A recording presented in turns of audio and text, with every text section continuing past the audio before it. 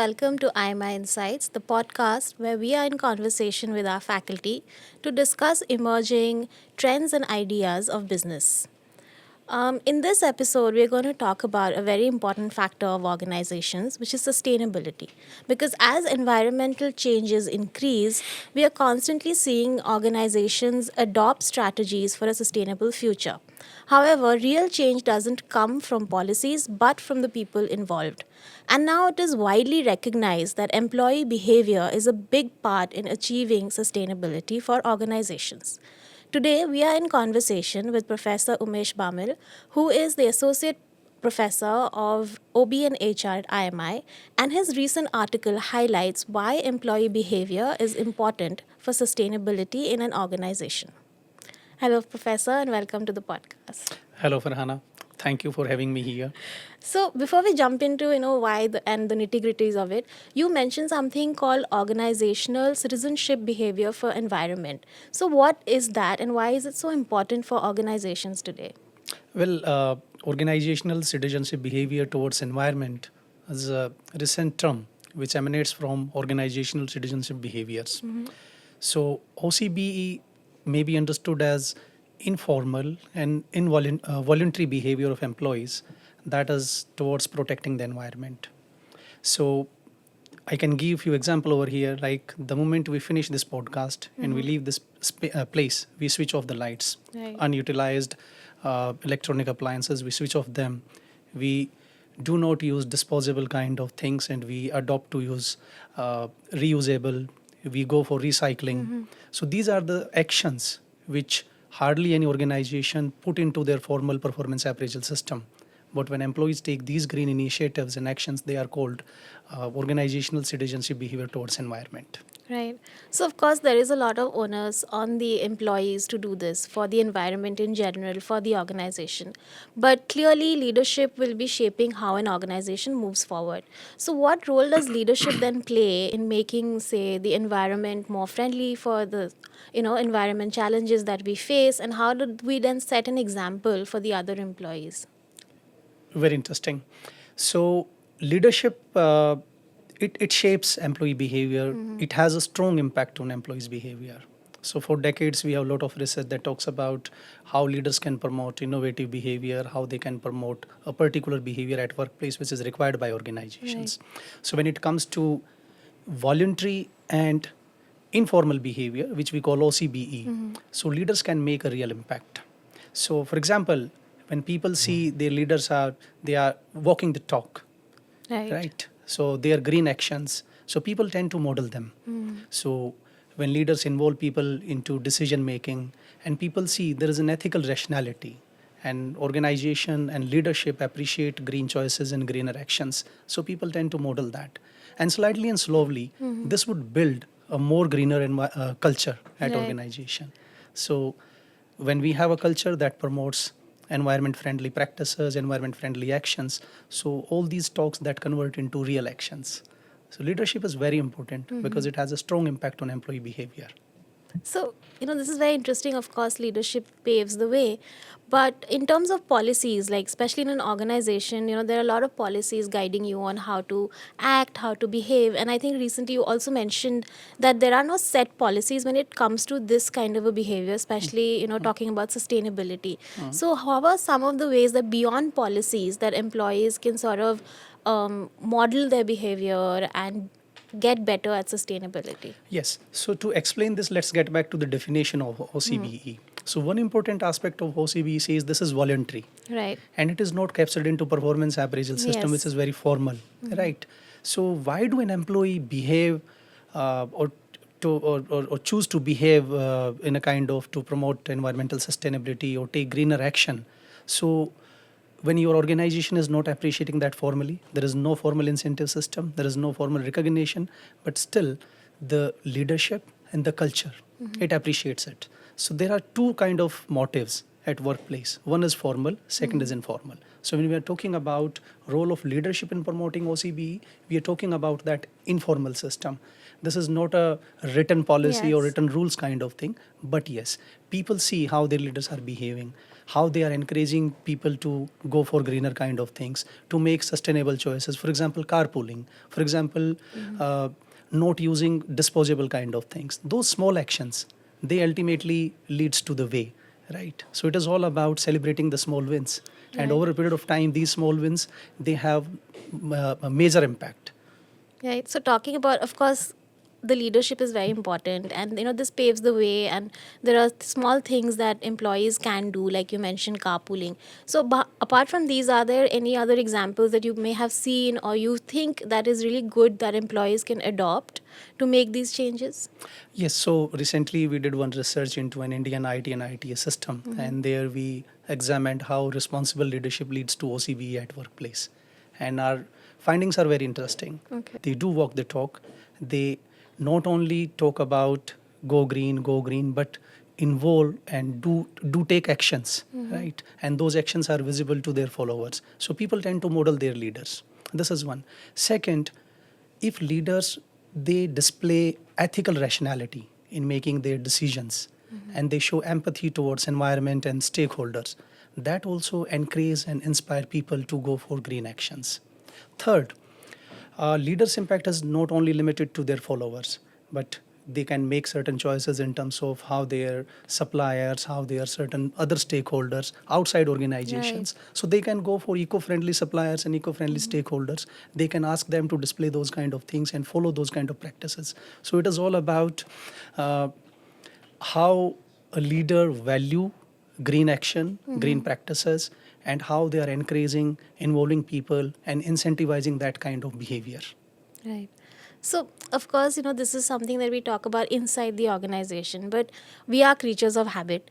And I'm sure there are personal habits or certain things that people might do personally that could impact this as well. So, how do you sort of bring that personal nature into this sustainability factor in an organization? This is very interesting. So there could be, you can say, encouragement from leader, or even there could be formal rules and practices. But unless and until Yes. an individual is inspired or motivated to go for those kind of practices and actions, nothing would happen. So this is very interesting point, and I would say individual orientation, beliefs and values play a big role here. Right. So if this is intrinsically, it would guide my action, and if I feel more concerned about environment, and I would be more empathizing towards planet and the future generation, scarcity of resources, and how environment is getting distorted day by day, I would tend to take those kind of actions that will protect environment.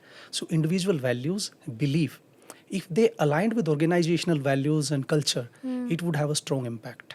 Right. So organization need to select people, those who have those kind of value systems. So this goes back to your formal staffing policies, right? Right. So if you have something that assess green orientation of individual at recruitment stage, so definitely, and providing them an environment where they can display that behavior, where they can share their initiative for promoting environmental Yes. sustainability and all that. So these two things, if they go hand in hand, organizational values as well as individual values, this would have a strong impact on organizational sustainability. So when we talk about sustainability, there's always a very positive, embracing of the fact, and we say we want to do this and do that, but clearly, not everything can be done very easily. So, what are some of the challenges that companies face while trying to adopt these strategies for sustainability? This is very interesting. So, yes, there are many hurdles. And if we list those hurdles, we'll start with people's resistance towards change. So, it is all about changing habits and from moving from old habits to new habits, which is those habits are towards protecting environment and promoting sustainability. So when people do not see that how their actions are leading to larger goals, and they have a skepticism towards, if I adopt new practices or I go for new actions, would they disrupt my routine work, would they impact my performance? So they would be little less motivated or excited about adopting new things. So resistance to change is one. This is the biggest hurdle which I think organizations are facing to change the old habits to new green habits. Second is about communication. So how organization is communicating that we are promoting sustainability? They have to communicate it, they have to align people with it, and they have to encourage people that yes, we are promoting sustainability, we appreciate your green behavior, we acknowledge it, we recognize it, and we appreciate it. The third part is, it is people have when they see, do not see how their actions are contributing to larger things, again they will be less inclined towards following those kind of things. So it is all about communication, a poor communication. So Yes. we are talking about hurdles, poor communication, change resistance, and alignment of actions towards organization's goal. Right. So everything has to sort of come together for an Yes, organization people, to achieve this. yes, employees should see that how their actions are Yeah. helping their organization in achieving their larger goals. Right. So, are there any sort of practices that workplaces can adopt in a in a daily way to make it more eco-friendly that also encourages employees? Yes. So I would rather say we do not need big fat budget for promoting green initiatives, and we do not require large scale changes. So it is all about small actions, and small actions ultimately they would lead to greater kind of achievement. So for example, putting those kind of reusable items. So instead of using disposable items, disposable water bottles, let's start using reusable glass water Right. bottles, right? Putting recycle bin. So we are using so many electronic devices. So do we ask our employees to recycle those devices, or do we create or promote those kind of practices at workplace? Do we make them aware about recycling, reuse, and reduce? Are we promoting carpooling? So these are the small actions which will ultimately change orientation and slightly and slowly build a culture for sustainability. Right. So this is all about taking small steps. Small steps. So, interestingly, you've mentioned in the article as well that leadership is very important in sort of leading the change. So, how do we prepare leadership to sort of bring about this change? Because I'm sure a lot of leaders are also at sea when it comes to how do we do this? Very interesting. So again, I would refer to leadership research here. So leadership is considered as a competency, and if this is a competency, we can develop that competency. So why not to create those kind of training program, Right. leadership development program, where we make people or those managers ready to adopt those kind of practices to model that behavior, right? Two important aspect of responsible leadership is empathy and ethical rationality. So if we train people to empathize with environmental requirement, stakeholder requirement, they will definitely tend to behave in more greener way.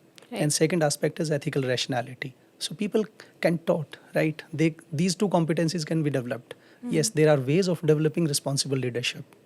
Right. So, of course, leadership has to evolve, and so does the organizational sort of employee behavior.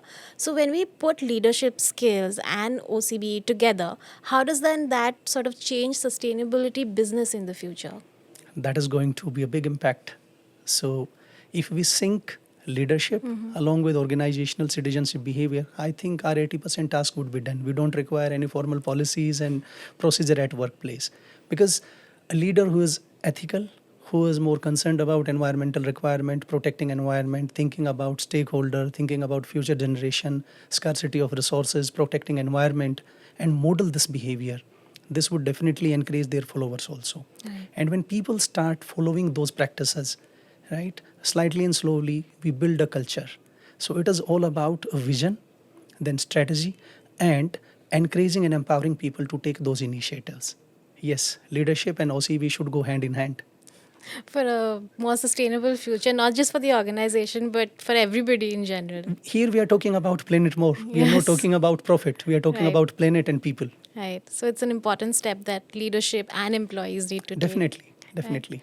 So, thank you so much, Professor. This has been very interesting, and I think we've all learned so much as to how to inculcate these sort of smaller actions, like you said, and sort of hope for a more sustainable planet in the future. It's my pleasure, Farhana. Thank you so much. Thank you, sir.